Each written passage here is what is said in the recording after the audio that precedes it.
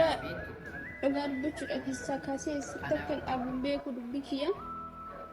Maalitti waan tokko wal bartanii gaafa wal qabdan hedduu tokko nama dhaga'ama. Kan walitti nama fidus rabbuma. Kan gargar nama baasus rabbuma jedheetuma sabara garuu haa ta'u malee hedduu tokko dhacheenee jechuudha. Bakka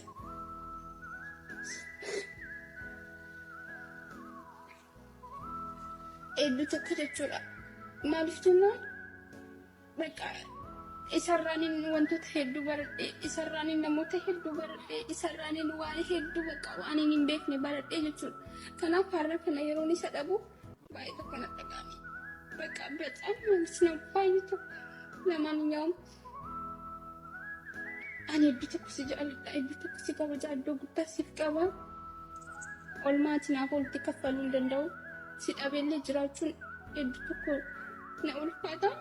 Garuu haa ta'u malee wanta gochuun qaba.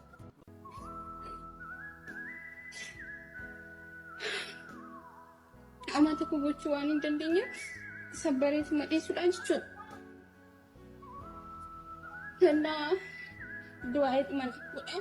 Dhugaan dubbachuudhaaf warroonni miira kana naaf hubattan jirtu jedheetiin yaada. Sababni isaas isinis wanni kun sinirra gahuu danda'a waan ta'eef jechuudha.